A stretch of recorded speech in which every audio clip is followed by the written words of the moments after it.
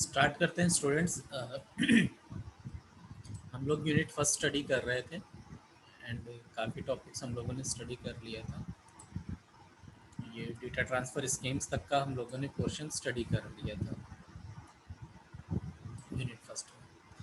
और आज के लेक्चर में हम जो स्टडी करेंगे इंस्ट्रक्शन एंड डेटा फ्लो के बारे में थोड़ा सा पढ़ेंगे और इंटरफेसिंग डिवाइसेस के बारे में थोड़ा सा स्टडी करेंगे। ये जो टॉपिक है टाइमर है टाइमिंग डायग्राम, इसको हम लोग जब सेकेंड यूनिट पढ़ेंगे तो मशीन साइकिल्स जब स्टडी करेंगे तब टाइमर और टाइमिंग डायग्राम को हम लोग स्टडी करेंगे। इस यूनिट में अभी हम इसको नहीं कवर करेंगे बिकॉज कुछ सिग्नल्स हैं जो कि हमें इससे पहले जानने चाहिए, जो कि हम 8085 का जब पिन डायग्राम स्टडी करेंगे तो उसमें कुछ सिग्नल्स के बारे में स्टडी करेंगे। आफ्टर दैट फिर हम टाइमिंग डायग्राम के बारे में स्टडी करेंगे।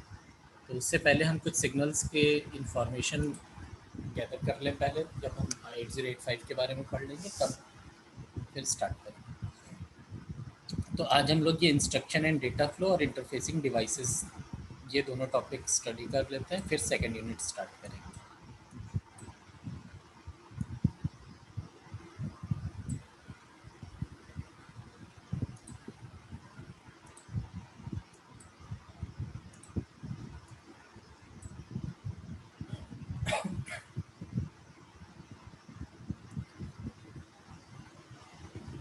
तो इंस्ट्रक्शन एंड डेटा फ्लो में हम लोगों को बेसिकली ये देखना है कि जब भी माइक्रो प्रोसेसर में कोई टास्क परफॉर्म हो रहा है तो उस टास्क के परफॉर्म होने में इंस्ट्रक्शंस का और डेटा का फ्लो किस तरह से होता है वो हम लोगों को स्टडी करना है। यहाँ पर देखिए आप लोगों को एक डायग्राम शो किया गया है। इस डायग्राम में एक एग्जांपल लिया गया है, जिस एग्जांपल में ये शो किया गया है कि प्रोसेसर जो है वो कॉल कर रहा है किसी पर्टिकुलर डेटा को फ्रॉम सम मेमोरी लोकेशन। तो अब यहाँ पर कैसे होगा, जैसे कि हमारी जो इंस्ट्रक्शन है, जो भी इंस्ट्रक्शन आती है माइक्रो प्रोसेसर के पास में, वो इंस्ट्रक्शन इस इंस्ट्रक्शन डिकोडर के थ्रू परफॉर्म होती है। इंस्ट्रक्शन डिकोडर की ज़रूरत क्या पड़ रही है, क्योंकि कोई भी इंस्ट्रक्शन जो भी रिटर्न होगी वो निमोनिक्स फॉर्म में होगी, यानी यूज़र फ्रेंडली लैंग्वेज में लिखी हुई होती है एंड उसको ऑलवेज मशीन लैंग्वेज में कन्वर्ट किया जाता है सो दैट कि जो भी ALU या जो भी CPU है वो उस लैंग्वेज को समझ सके। तो इसीलिए किसी भी प्रोग्रामिंग लैंग्वेज को मशीन लैंग्वेज में कन्वर्ट किया जाता है। सेम चीज़ माइक्रो प्रोसेसर के साथ भी है। जो भी प्रोग्रामिंग लैंग्वेज यहाँ पर हम लोग यूज़ कर रहे हैं 8085 में, उस लैंग्वेज को इंस्ट्रक्शन डिकोडर सबसे पहले डिकोड करता है, फिर उसके बाद में ALU उसके अकॉर्डिंग परफॉर्म करता है। तो ये तो इंस्ट्रक्शन का फ्लो हो गया। अब जब डेटा के फ्लो की बात करते हैं तो लाइक जैसे कि ALU को किसी ऐसे डेटा की ज़रूरत है जो मेमोरी लोकेशन में यहाँ पर स्टोर्ड है, इस 20025 एड्रेस पे स्टोर्ड है।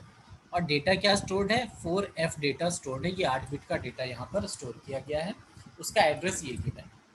अब इस डेटा की ज़रूरत है ALU को टू परफॉर्म सम टास्क। तो इन दिस केस क्या होगा, ALU डेटा को कॉल करेगा। तो डेटा को कॉल करने के लिए क्या किया जाता है कि उसका एड्रेस पता होना चाहिए कि वो डेटा किस एड्रेस पे है, तभी तो उसको कॉल किया जाएगा। तो ये जो एड्रेस होता है, ये एड्रेस प्रोग्राम काउंटर के थ्रू माइक्रो प्रोसेसर प्रोवाइड कराता है। अब लाइक जैसे 2005 पर एक डेटा स्टोर्ड है, तो प्रोग्राम काउंटर के थ्रू एड्रेस बस में एड्रेस को पुट किया जाएगा। और एड्रेस क्या पुट किया गया, 2005, ये हेक्साडेसिमल में वैल्यू है, ये इस एड्रेस बस में पुट कर दिया गया। और जैसे ही इस एड्रेस बस में इस डेटा को पुट किया गया, एड्रेस को पुट किया गया, तो ये क्या करेगा, इस पर्टिकुलर मेमोरी लोकेशन को पॉइंट आउट करना स्टार्ट कर देगा। अब इसके बाद में मेमोरी का काम आता है कि मेमोरी को इस डेटा को सेंड करना है। बट मेमोरी को ये पता कैसे चलेगा कि उसको डेटा को सेंड करना है। For that purpose control logic एक कंट्रोल सिग्नल जनरेट करता है, जो कि मेमोरी को ये बताता है कि क्या ऑपरेशन होना है। मीन्स मेमोरी से डेटा को रीड करना है या मेमोरी में डेटा को राइट करना है। तो जैसे ही यहाँ से ये RD बार सिग्नल यहाँ पर पहुँचता है, मेमोरी को ये पता चलता है कि यहाँ पर से क्या कॉल किया गया है, डेटा को रीड करने के लिए रिक्वेस्ट आई है। तो अब क्या करेगा, जिस भी एड्रेस लोकेशन को ये पॉइंट आउट कर रहा है उस डेटा को मेमोरी डेटा बस में पुट कर देगी, और डेटा बस के थ्रू ये जो डेटा है ये ट्रेवल होकर के ALU के पास में पहुंच जाएगा, जिसके थ्रू फिर टास्क परफॉर्म हो जाएगा उस डेटा पर। तो इस तरह से ये डेटा का फ्लो होता है। अब यही चीज़ बिल्कुल अपोजिट मैनर में राइट ऑपरेशन में होती है। राइट ऑपरेशन में क्या होगा, यहाँ से जो सिग्नल जनरेट होगा वो क्या जनरेट होगा, WR बार। ये रिप्रेजेंट करेगा कि राइटिंग का ऑपरेशन होना है। और राइटिंग के ऑपरेशन में क्या होगा, प्रोग्राम काउंटर के थ्रू जो एड्रेस बताया जाएगा वो बताया जाएगा कि किस प्लेस पे डेटा को राइट करना है। से हम ये कह देते हैं कि 2000H पे डेटा को राइट करना है। तो जैसे ही 2000H की बात आएगी तो ये क्या करेगा, ये इस 2000 वाली लोकेशन को पॉइंट आउट करने लगेगा।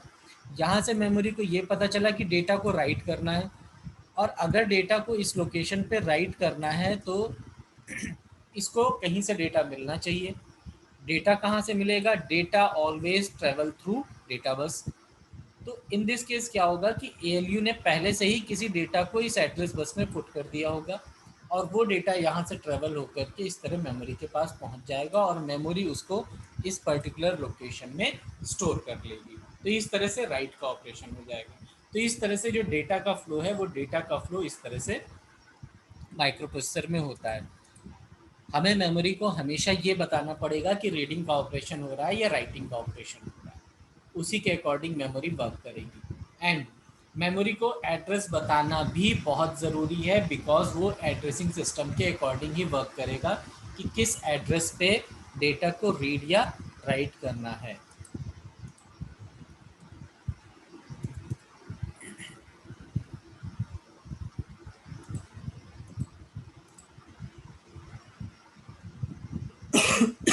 सॉरी।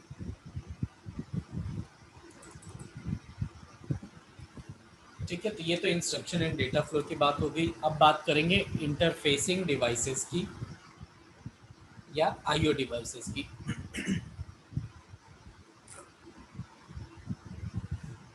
तो इंटरफेसिंग डिवाइसेस की हमें ज़रूरत क्यों पड़ी, to communicate with outside world micro computers use peripherals यानी IO डिवाइसेस। जैसे कि हम लोग जो भी डिवाइसेस यूज़ करते हैं, हमारे पास में माउस है, कीबोर्ड है, स्कैनर है, प्रिंटर है, स्क्रीन हो गई, ये सारी क्या है, हमारी IO डिवाइसेस हो गई। इन डिवाइसेस के थ्रू हम इनपुट्स लेते हैं या आउटपुट्स देते हैं इन डिवाइसेस को। तो commonly used peripherals are A to D converter, D to A converter, CRT printers या ये मेमोरी डिवाइसेस, स्टोरेज डिवाइसेस हो गई। A to D और D to A कन्वर्टर क्या है, एनालॉग टू डिजिटल कन्वर्टर या digital to analogue converter. Because हमारे पास जो भी रॉ डेटा होता है वो जनरली एनालॉग फॉर्म में होता है, तो हमें एनालॉग टू डिजिटल या डिजिटल टू एनालॉग कन्वर्टर की भी रिक्वायरमेंट होती है। बिकॉज जो माइक्रो प्रोसेसर्स हैं या कोई भी प्रोसेसर है वो डिजिटल डेटा पे वर्क करता है, मशीन लैंग्वेज पे। तो हम कभी भी एनालॉग डेटा की प्रोसेसिंग प्रोसेसर के थ्रू नहीं कर सकते हैं। We need to convert analogue data into digital data. That is why we require an A to D converter which converts analog data to digital data। And reverse manner में हमें D to A converter की भी ज़रूरत है, because we cannot understand digital language, हमें analogue language समझ में आती है। तो जो भी आउटपुट आएगा प्रोसेसर के प्रोसेसिंग के बाद, उस डेटा को हमें एनालॉग में कन्वर्ट करना पड़ेगा, सो दैट कि वी कैन अंडरस्टैंड कि क्या आउटपुट आया है। इन सम टाइम्स, ये नहीं है कि ये ऑलवेज होगा, बिकॉज कभी कभी डेटा टेक्स्ट के फॉर्म में भी इनपुट आउटपुट होते हैं।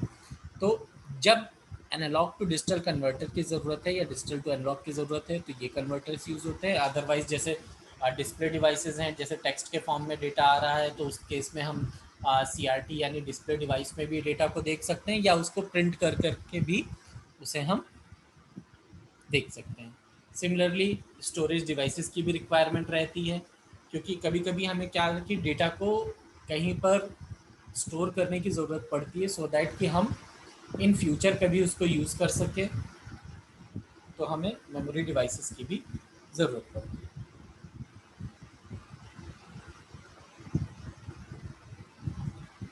तो जो पेरिफेरल्स होते हैं, ये पेरिफेरल डिवाइसेस जो होती हैं वो माइक्रो प्रोसेसर से कनेक्टेड होती हैं थ्रू सम इलेक्ट्रॉनिक सर्किट्स, जिनको कि इंटरफेसिंग सर्किट्स कहा जाता है।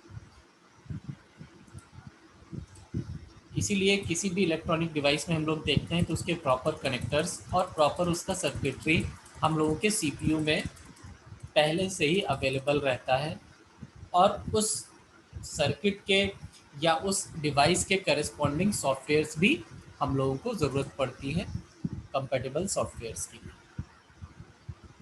तो कुछ जनरल पर्पस इंटरफेसिंग डिवाइसेस की जैसे बात करें तो हमारे पास में इनपुट आउटपुट पोर्ट्स होते हैं, प्रोग्रामेबल पेरिफेरल इंटरफेस हो गया, DMA controller, interrupt controller, communication interface. ये कुछ जनरल पर्पस इंटरफेसिंग डिवाइसेस हैं जिनको कि हम यूनिट 5 में भी स्टडी करेंगे डिटेल में। यहाँ पर तो हम सिर्फ उनके नेम्स कॉल कर रहे हैं, बिकॉज यहाँ पर हमें सिर्फ और सिर्फ इंट्रोडक्शन देखना है इंटरफेसिंग डिवाइसेस का। तो यहाँ पर हम सिर्फ नेम्स देख ले रहे हैं, ये डिटेल में हम लोग यूनिट 5 में इनकी वर्किंग भी स्टडी करेंगे।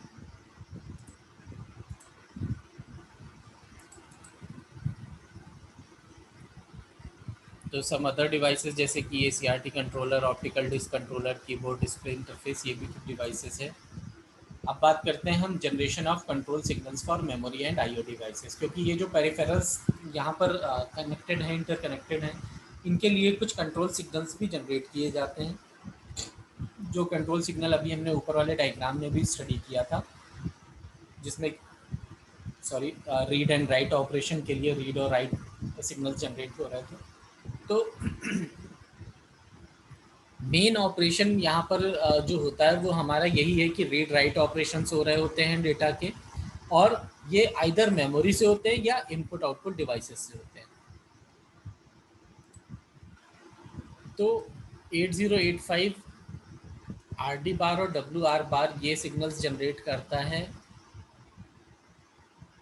ये बताने के लिए कि जो ऑपरेशन हो रहा है वो ऑपरेशन रीड ऑपरेशन है या राइट ऑपरेशन है।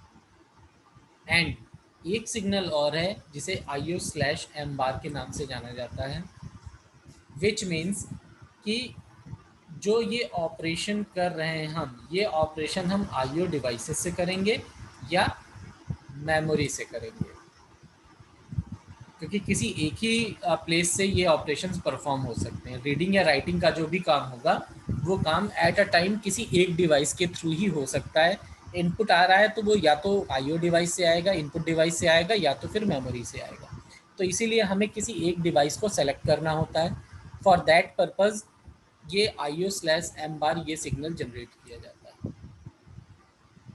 अब इन्हीं सिग्नल्स के कॉम्बिनेशंस के थ्रू हम ये पता लगाते हैं कि कौन सा ऑपरेशन हो रहा है। मीन्स कि मेमोरी रीड ऑपरेशन हो रहा है तो MEM मीन्स मेमोरी, और R का मतलब हो गया रीड। तो ये जो सिग्नल जनरेट हो रहा है ये मेमोरी रीड के लिए है। ऐसे ही MEMW मेमोरी राइट के लिए जनरेट हो रहा है। IO का मतलब इनपुट आउटपुट डिवाइस, R का मतलब हो गया रीड यानी input output read, similarly input output right. तो इस तरह से ये ऑपरेशंस यहाँ पर सिग्नल्स जनरेट होते हैं और उनके अकॉर्डिंग ही ऑपरेशंस परफॉर्म होते हैं। अब ये कंट्रोल सिग्नल्स जनरेट कैसे होते हैं उसके लिए हम ये डायग्राम देख लेते हैं। ये हमारे पास में माइक्रो प्रोसेसर है और हमने सिर्फ इन्हीं 3 सिग्नल्स को ही यूज़ किया है ये चारों सिग्नल्स जनरेट करने के लिए, बिकॉज सिर्फ इन्हीं 3 सिग्नल्स की रिक्वायरमेंट है। तो ये जो सिग्नल है ये सिग्नल चारों गेट्स में जाएगा। आपको ये सिग्नल दिख रहा है, 2 गेट्स में ये डायरेक्ट जा रहा है, इसीलिए 2 गेट्स में डायरेक्ट मेमोरी ऑपरेशन हो रहा है, और 2 में ये नॉट गेट के साथ जा रहा है। इट मीन्स कि यहाँ पर क्या ऑपरेशन होगा, IO बार, मतलब कि या तो इसकी वैल्यू 0 होगी या तो इसकी वैल्यू 1 होगी।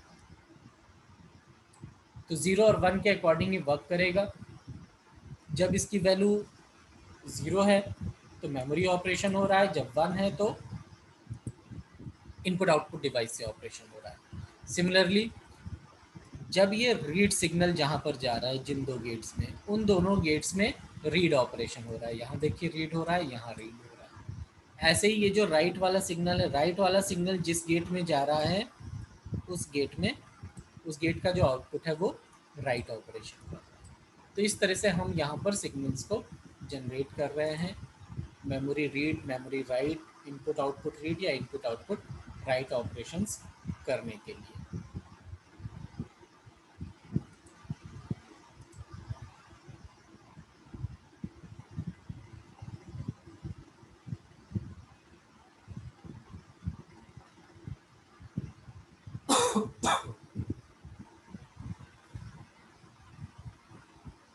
कोई कुछ पूछना चाह रहा हो तो पूछ लीजिए, क्योंकि यूनिट 1 को हम यहीं पर फिनिश करेंगे, इसके बाद हम लोग यूनिट 2 स्टार्ट करेंगे। चलिए, इसके लिए तो हमने बता दिया, ये बाद में हम लोग स्टडी करेंगे।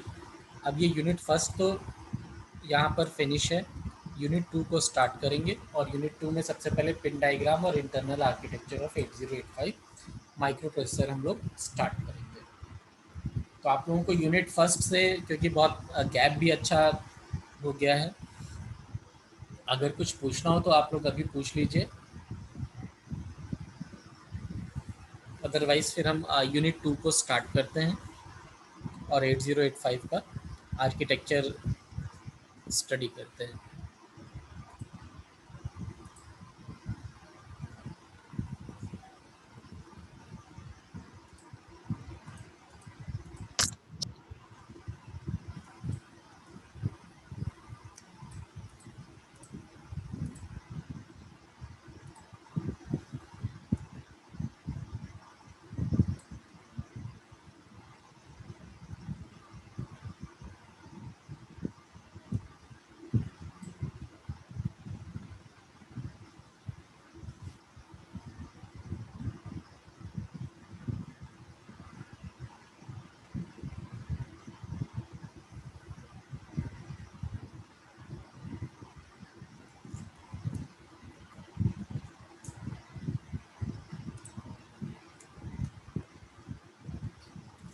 तब तक अटेंडेंस ले लेते हैं, आप लोग देख लीजिए, आप लोगों की कोई क्वेरी हो तो हम अटेंडेंस ले लेते हैं, उसके बाद फिर ये यूनिट 2 को स्टार्ट करते हैं।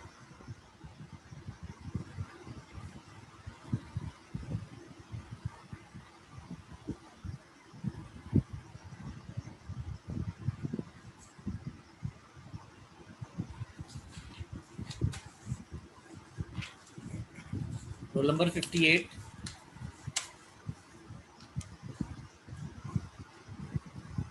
नहीं है, absent. 59,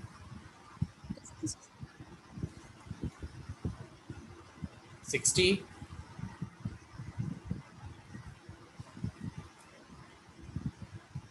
61, Present, sir. 61. 62, Present, sir. 63, Present, sir. 64, Sir, roll Sir. number 58 is 64. present. ठीक है, 64 है, Yes, sir. Yes, sir. 65, Yes, sir. 65. 66, Yes, sir. 67, Yes, sir. 68, Yes, sir. 69, Yes, sir. 70,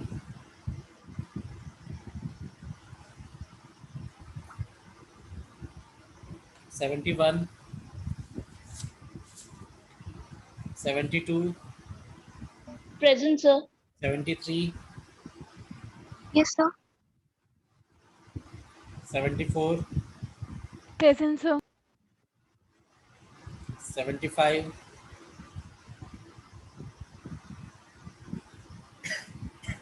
76,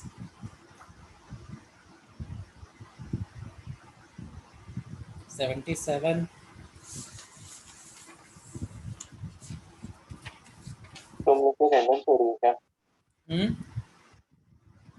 Excuse me, sir. 78, Excuse me, sir. Hello.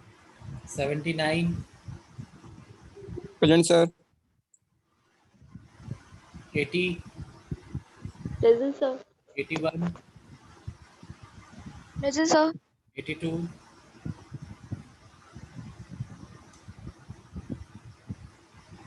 83,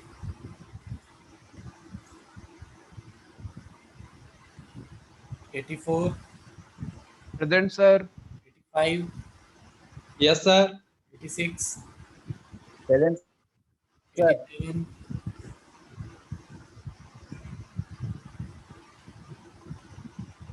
88, Present, sir. 89, 88. 87,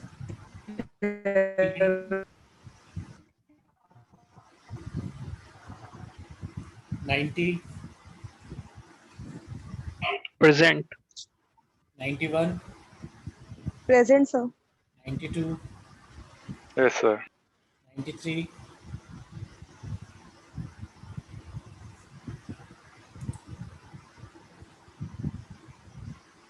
94,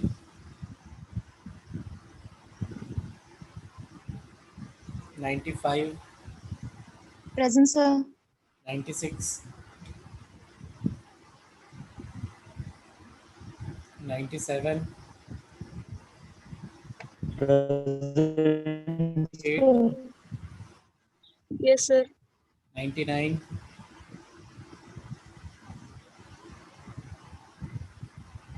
100, 101, Present, sir. 102, Present, sir. 103, 104, Yes, sir.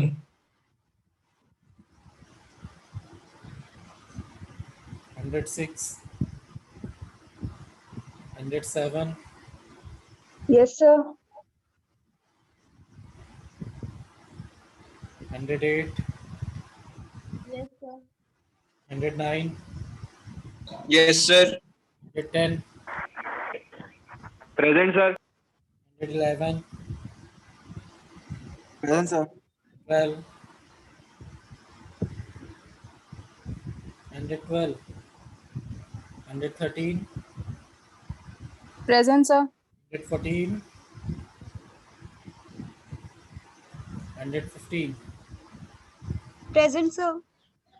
ठीक है, एक बार absent देख लीजिए, हम absent के roll numbers call कर रहे हैं, अगर कोई प्रेजेंट हो उसमें से तो बता दीजिएगा। 60, 71, 76, Sir, roll number 71. 71, ठीक है, 76, 77, 78, 82, 83, 89, 93, 94, 96, 99, 100, 103, 105, 107, 112, 114.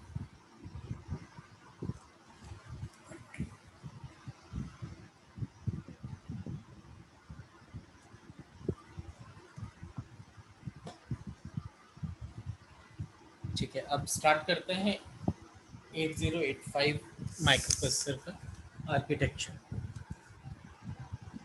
बहुत इंपॉर्टेंट टॉपिक है, एग्ज़ाम में ज़रूर पूछा जाता है। तो इसका जो ब्लॉक डायग्राम अभी हम आपको शो करेंगे उसको बिल्कुल रट्टा मार के याद कर लीजिएगा, और उसका एक्सप्लेनेशन भी पूछा जाता है।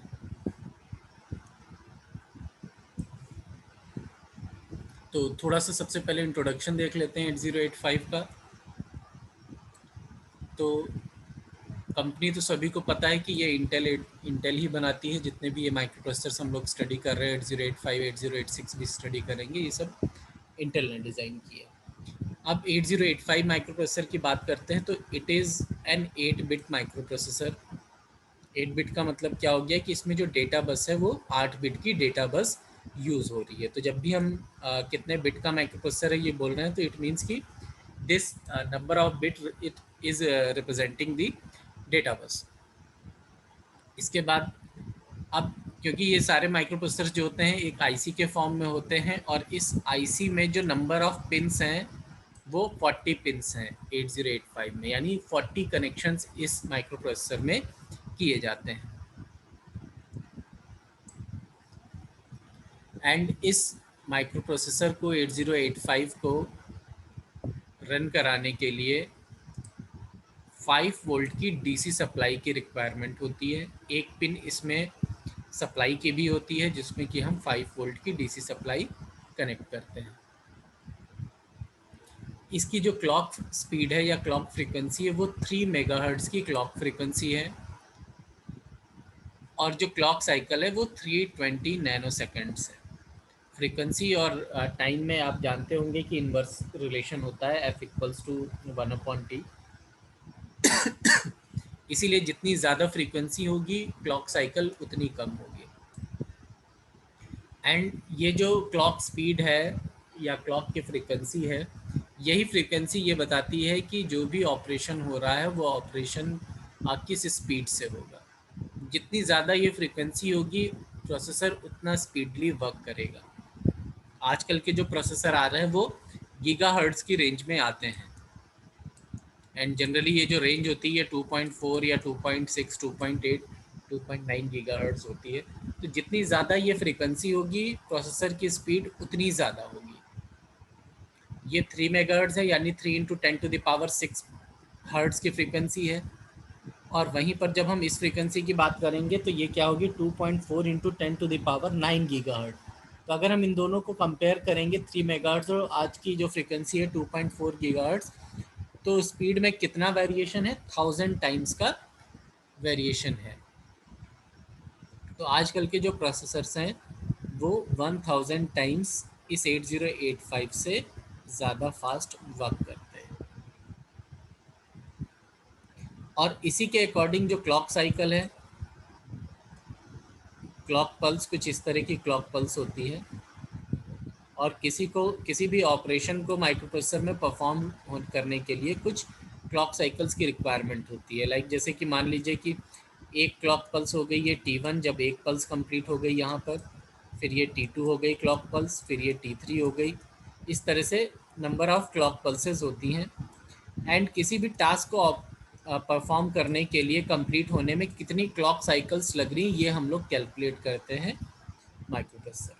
तो लाइक जैसे कि 3 क्लॉक पल्स लग रही हैं किसी ऑपरेशन को परफॉर्म होने में, 3 क्लॉक पल्स का मतलब हो गया कि एक क्लॉक पल्स 320 है, तो मल्टीप्लाइड बाई हम क्या करेंगे 3 कर देंगे, तो इट कम्स की एक टास्क परफॉर्म होने में कितना टाइम लग रहा है।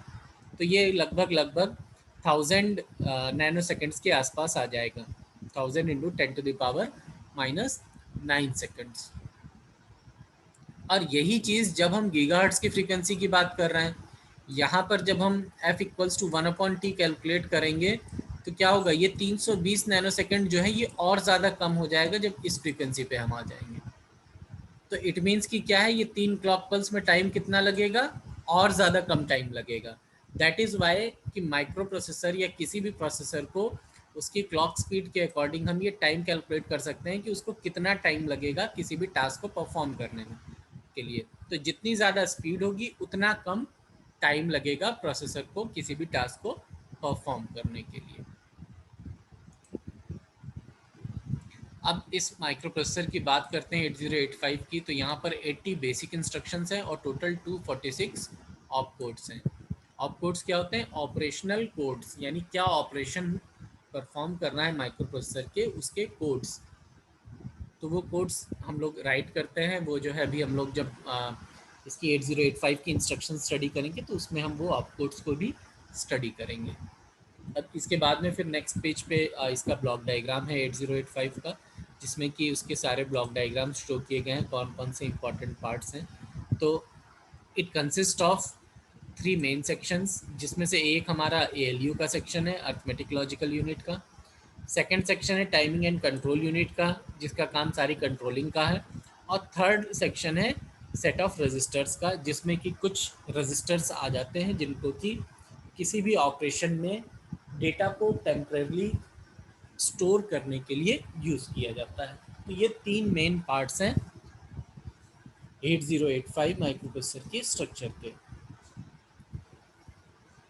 तो अब पहले स्ट्रक्चर देख लेते हैं इसका, उसके बाद में फिर हम थोड़ा सा इसकी थ्योरी में जाएंगे डिटेल में कि क्या क्या चीज़ें हैं इसमें। ये इसका ब्लॉक डायग्राम है। तो इस ब्लॉक डायग्राम में आपको जो मोस्ट इम्पॉर्टेंट चीज़ है आपका एलयू, जो कि यहाँ पर सारे ऑपरेशंस परफॉर्म कर रहा है। इसके बाद ये टाइमिंग एंड कंट्रोल यूनिट है, जो कि ये कंट्रोल सिग्नल्स को जनरेट कर रहा है एंड डिफरेंट यूनिट्स तक इनको भेजेगा जहाँ जहाँ जिस कंट्रोल सिग्नल की रिक्वायरमेंट है। देन फिर हमारे पास कुछ रजिस्टर्स हैं। अब रजिस्टर्स में बहुत सारे रजिस्टर्स हैं, एक्यूमुलेटर है, टेम्परेरी रजिस्टर है, स्टेटस फ्लैग है, इंस्ट्रक्शन रजिस्टर है। फिर ये हमारे जनरल पर्पस रजिस्टर्स हैं, ये छः के छः 8 बिट के हैं, 8 bit 8 bit 8 bit 8 bit and ये BCDEHL ये हमारे जनरल पर्पस रजिस्टर हैं। फिर ये कुछ स्पेशल पर्पस रजिस्टर्स हैं 16 बिट के, stack pointer, program counter, increment address latch. फिर एक एड्रेस बफर भी होता है जिसके थ्रू ये एड्रेस बसेस कनेक्टेड होती हैं और एड्रेस ट्रेवल करता है। और एक और बफर होता है जिसे डेटा ऑब्लिक एड्रेस बफर कहते हैं, क्योंकि हमारे पास जो भी एड्रेस बस है वो हमारी 16 बिट की एड्रेस बस है और डेटा बस 8 बिट की है। तो इस 16 बिट की एड्रेस बस को 2 पार्ट में डिवाइड किया गया है 8 बिट की, और जिनमें से जो 8 बिट की एड्रेस बस है वो 8 बिट की डेटा बस के साथ कॉमन यूज़ होती है, क्योंकि एट अ टाइम या तो एड्रेस ट्रेवल करेगा या तो डेटा ट्रेवल करेगा। दैट इज़ वाई इसको हम कॉमन यूज़ करते हैं। इसीलिए इसको जो राइट करते हैं इस तरह से रिटर्न होती है AD0 से AD7। मीन्स कि जब इसे एड्रेस की तरह यूज़ करना है तो ये एड्रेस की तरह यूज़ करते हैं, जब डेटा की तरह यूज़ करना होता है तो डेटा की तरह यूज़ करते हैं। फॉर दैट पर्पज़ एक एक्स्ट्रा सर्किटरी यहाँ पर लगा हुआ होता है जिसे कि हम मल्टीप्लेक्सिंग कहते हैं। तो हम मल्टीप्लेक्सिंग करके एड्रेस और डेटा बसेस को यूज़ करते हैं, वो भी हम आगे स्टडी भी करेंगे इसको डिटेल में। तो ये ब्लॉक डायग्राम है, बहुत इम्पॉर्टेंट ब्लॉक डायग्राम है, ये ज़रूर पूछा जाएगा, इसको आप लोग ज़रूर याद कर लीजिएगा। अब इसके पार्ट्स पर जाते हैं कि क्या क्या पार्ट्स हैं। अब जैसे मोस्ट इम्पॉर्टेंट पार्ट हमारा क्या है, ALU, जिसका काम क्या है कि ये अर्थमेटिक और लॉजिक ऑपरेशंस परफॉर्म करता है। और किस तरह के ऑपरेशंस हैं ये, इनके कुछ एग्जांपल्स यहाँ पर ये गिवन है, जैसे एडिशन, सब्ट्रैक्शन। फिर लॉजिकल में लॉजिकल एंड और या लॉजिकल एक्सॉर हो गया। कॉम्प्लीमेंट ऑपरेशन भी एक तरह का लॉजिकल ऑपरेशन है जिसे कि नॉट ऑपरेशन कहते हैं। फिर हमारा कुछ और अर्थमेटिक ऑपरेशन है, जैसे कि एडिशन करना है डेटा में, इंक्रीमेंट करना है, डिक्रीमेंट करना है, या डेटा को शिफ्ट करना है या रोटेट करना है, या डेटा को क्लियर करना है। तो इस तरह के ये कुछ ऑपरेशंस हैं जो ALU परफॉर्म करता है। फिर टाइमिंग एंड कंट्रोल यूनिट की बारी आती है। टाइमिंग एंड कंट्रोल यूनिट आप लोग रिजॉइन कर लीजिए, फिर हम स्टडी करते हैं। टाइम ओवर हो गया है, क्लास एंड होने वाली है, तो आप लोग क्लास रिजॉइन कर लीजिएगा।